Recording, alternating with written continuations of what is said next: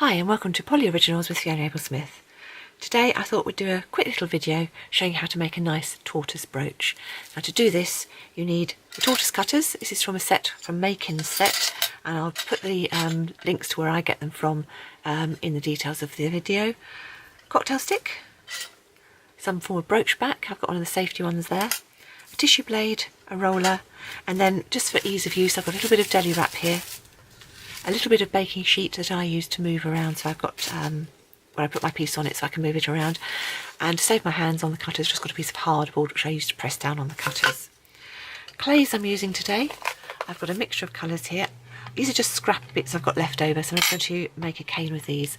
So I've got a little bluey purpley bit, piece of green and a piece of white, and I'm going to do a Skinner blend with those with the white in the middle so those two colours don't mix, because if those two colours mix we'll get a brown colour.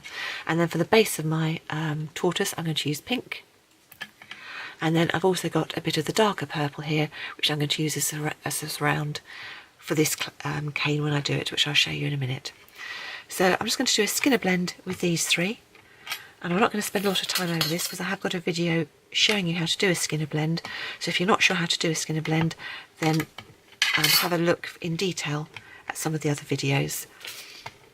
All I'm going to do is do as I normally do when I'm using Fimo, and this is Fimo Soft that I'm using. So I'm going to cut that like that, cut that like that, put those two together, but I need a nice wide band of this white because I want to make sure, as I say, that those colours really are not touching or hardly at all. So I think we can just about get away with that. So I've got hardly any crossover in the middle there. Let me move that slightly further up the towel so you can see. So if I put it together like that, fine with the purple, fine with the white, and I've got hardly any crossover there, but I might just move it just a fraction more. Let's move that down. So I've got even less. I'm not too worried about how the fact that's not symmetrical, because if I chop that off there and chop that off there, by the time we fold that in half, there'll be hardly any mixture of that at all. So what I'm going to do now is I'm just going to make that Skinner blend. So I'm going to do that by folding that over and putting it through the pasta machine. So I'll come back in a second when I've got that done. Okay, so I've got my blend here. As you can see, we had hardly any crossover in the middle. There's a tiny little bit here where you've got that slightest tinge of brown, but in actual fact with this mix I quite like that. So all I'm going to do now is chop that straight down the middle because I want to lay both those two pieces on top of each other. There we go, and then I'm going to put it back through the pasta machine on the same setting I was using, which was setting number 2, and I'm going to put it through green end first. I'm just pinching the ends of that and I'll end up with a nice long strip.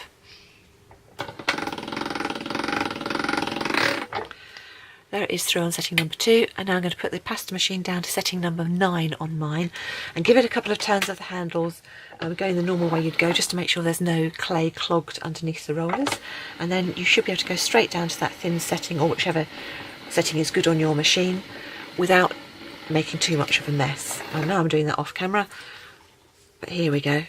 We have a nice long piece of clay here. So all I'm going to do with this is I'm going to roll it up from the green, so have the green in the middle, the purple on the outside. So I'm just going to roll that up, making sure I've got no air bubbles trapped as I go.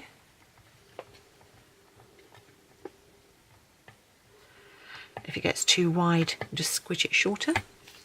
Just making sure I've got the other end not twisted.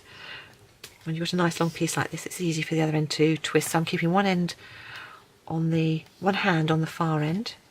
I'm not worried about the fact there's loads of green in this. This isn't going to show in the finished piece. Okay, and then roll it right to the end. And there we have your finished round. So what I'm going to do now is I'm going to cut this down straight down the centre and across to end up with quarters. And then if I take these quarters and just pull up the ends and push them thin, you'll see that from a piece that size I've gone to a piece like that. So do that with all 4 pieces.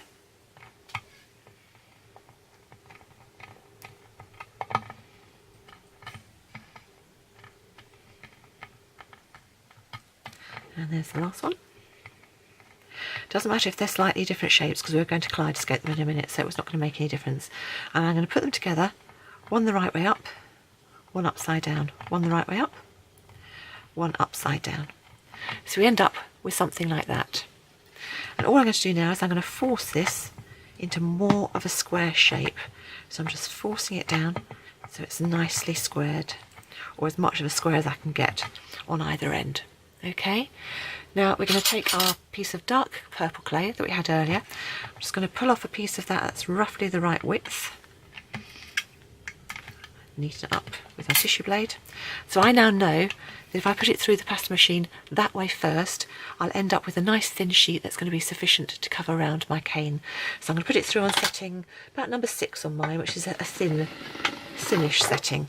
So there we go, and then we'll just take this piece and I'll use my tissue blade to cut the right height, top and bottom. And then we'll just pull that round. When we reach the edge, so we've only got one layer, then I'm going to take that off. And then I'm just going to carry on reducing this in a square format. And I'm looking for a piece that's going to be about 6 inches, 15 centimetres in length. So I've got centimetres on this board here. It does also say 6 inches as well, which is quite handy. So what I'm doing is I'm pushing along with my thumb and finger along the top as I go, just reducing it. Every so often turn it around the other side, because you'll be amazed how you think you're doing the same pressure, but you always tend to start off with more pressure and get less as you go towards the end. So I'll just keep going along, all the way along. So using 2 hands now. You can, of course, use a roller if you want to, if it makes it easier for you.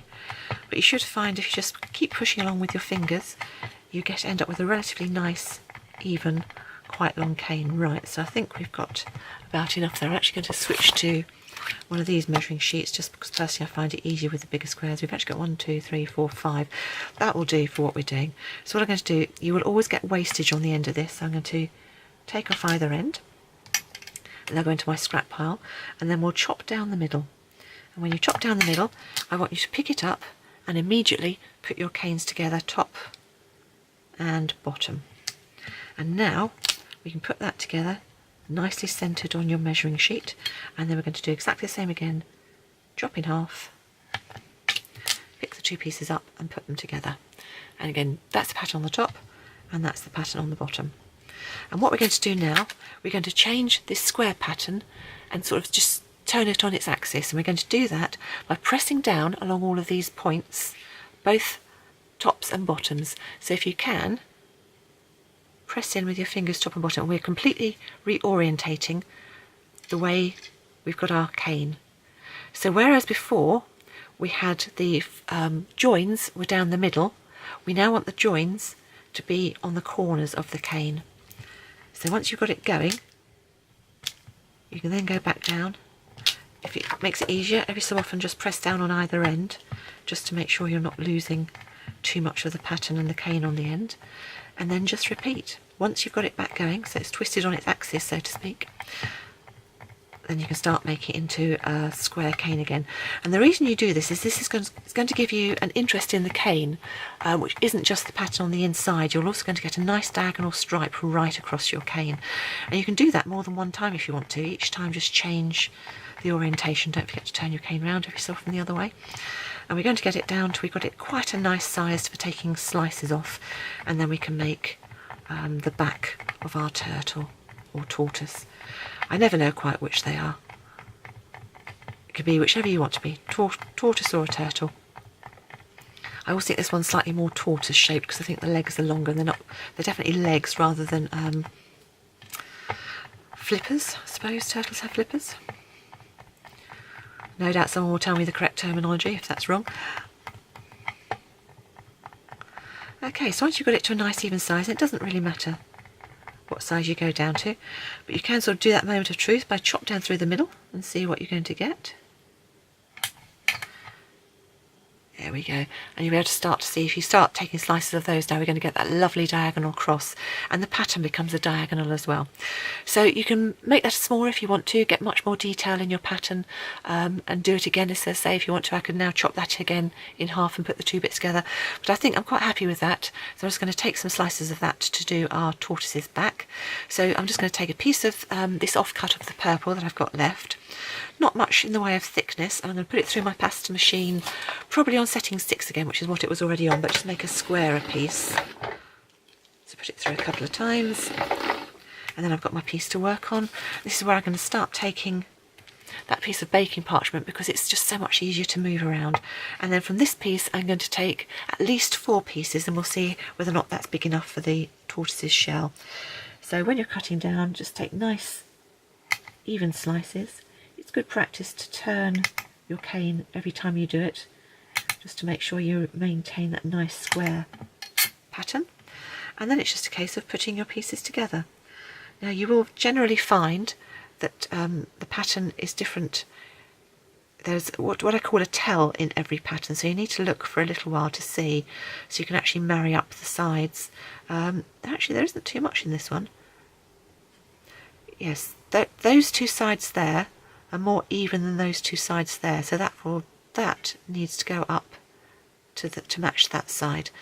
And if you look, the line there actually isn't quite up to the end, so you will nearly always get that, no matter how pristine you think you've been. And what I then do, when I've got that tail, so that's going to be my tail where that line is, so I will put that piece, so that piece would normally go there, so then just flip it down, and you know that that is going to join on that side. And the same here. If that was my tail, that piece going out there, actually it isn't, is it? Let's put this right way around. It would be that piece there, so that would be opposite of that one there, so I now know to flip that one there, and that one will fit in perfectly in there. So now I've got those pieces orientated in the right place. I can put them onto my scrap clay and spend a little bit of time just making sure that they completely match up. And don't be afraid to stretch the clay. I'm just having a look, see whether that is actually going to match up. Make sure it does. Yes, move those over slightly to that side. Because the more time you spend now making sure that your pattern is completely, perfectly kaleidoscoped, the better effect you're going to get visually.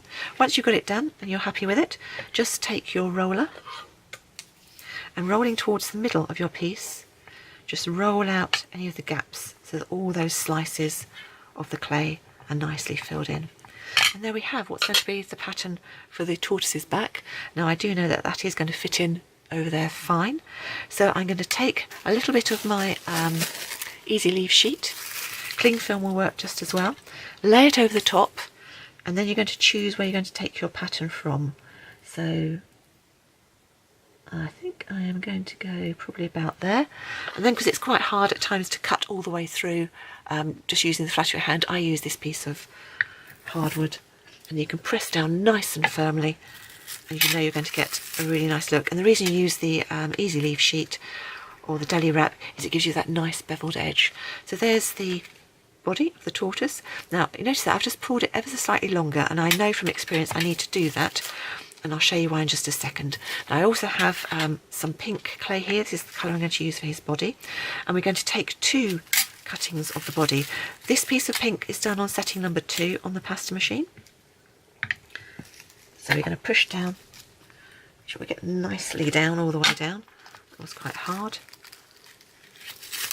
If you're not sure whether you've gone all the way through, then you can always pull the clay away first, and that way you're more likely to get a nice pristine cut down. I think I did go all the way through, I just didn't feel it go on that one, so I'm just doing that to make sure it did. Yes, you can see it did. And if it doesn't pull away neatly, there should be enough of a cut, that did, that you could see. In fact, there's a couple of bits of uneven bits. So don't be scared about just taking your craft knife and just taking away any extra bits. So that was our setting number 2. And then we're going to repeat exactly the same on setting number 3. Now setting number 3, I'm not going to worry about using the easy leaf, because I don't necessarily want a bevel on this one, I want a flat piece. So here's going there. So next thing I'm going to do with the tortoise is what I want to inset the badge on this one. Now again, I know from experience, having done lots of these, and again it's another one of the demonstrations we do a lot for the British Polymer Clay Guild, that the weak point on these cutouts is the neck. So this is why I've actually done a setting 2 and a setting 3, so that's going to give me enough thickness that I'm going to have a nice strong neck. And also this is the bit I'm going to put his shell on, so we'll do that piece next to show you that. So the shell's going to go on the back there, but that's very flat. So what looks nice is if you take a little bit of either scrap clay or a little bit of your leftover, take a bit off the end of the cane here, not a lot, probably about the size of a big pea. And on your thicker piece that you've cut out for the tortoise back, just make a little round of clay. Can you see that I've just domed a little piece of clay? And we're just going to sit him right in the middle of the tortoise's back. You should then be able to find the bit that's by his tail and then just round that piece over. And that's why I pulled it longer, because I knew from experience that as soon as I domed it, I was going to need it to be slightly longer. So that's our main part of the tortoise, but now we need to do the underneath.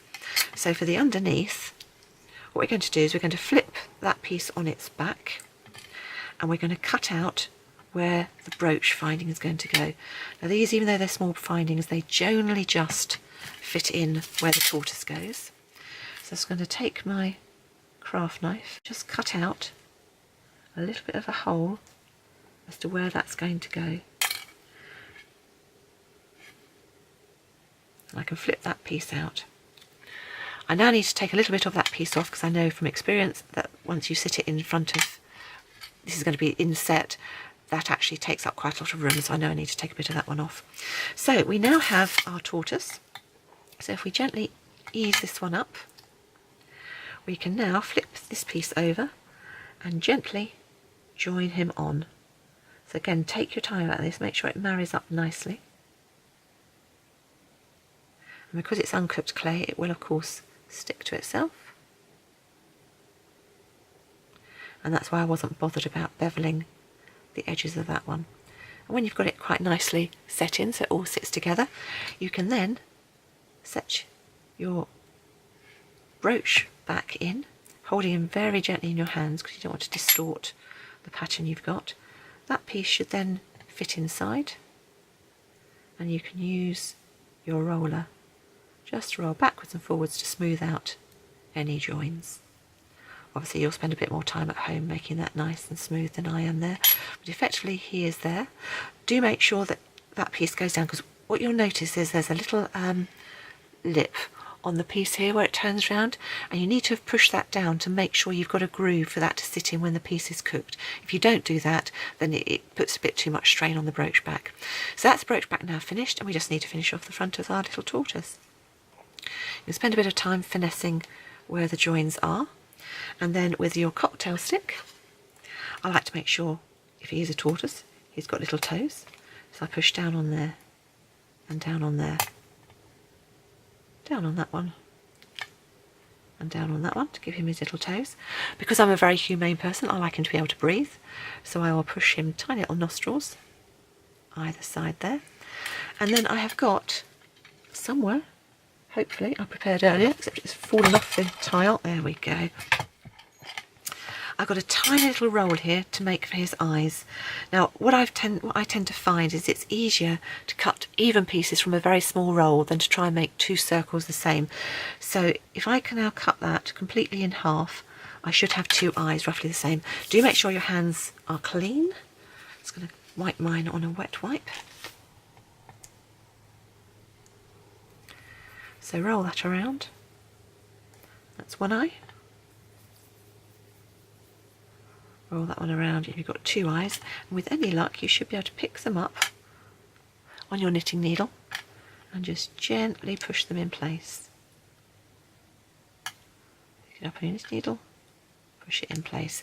And then I've done exactly the same with two little bits of green, except this time I'm going to chop the end bits off, so I've just got one bit left in the middle, because you don't want very much in the way of colour.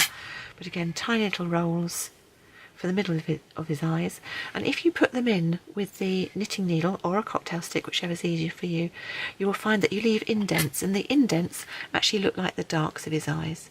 So just pick them up and press them in. pick it up and press it in, and there you should have your finished tortoise all ready to go in the oven. I tend to actually cook them like that, slightly on their side. If you want to, if you've got a bit of a mess around the side where it hasn't quite joined together, you can always use your knitting needle just to roll away around the side to make it nice and neat. But they make really nice badges, and you can do all sorts of different variations. Here are some that I've made earlier. This one was done with an attache cane on his back. This one had a flower cane inset onto a yellow background. This one, flower cane on a green background. And again, another Natasha bead. And they're great to do for selling at all sorts of craft bazaars. Very easy to make, and they're great to do with children as well. So hopefully that's given you a few tips and techniques. And this is a good fun cane to do as well. And so just simply setting that cane and putting it on its side makes all that difference and gives you that nice diagonal finish across your piece. And of course you can do loads of other things with this cane, not just making a little tortoise. Hope you've enjoyed that quick video. If you did, subscribe to my channel to make sure you don't miss out on any new videos as I get them done. And hopefully I'll see you next time. Bye.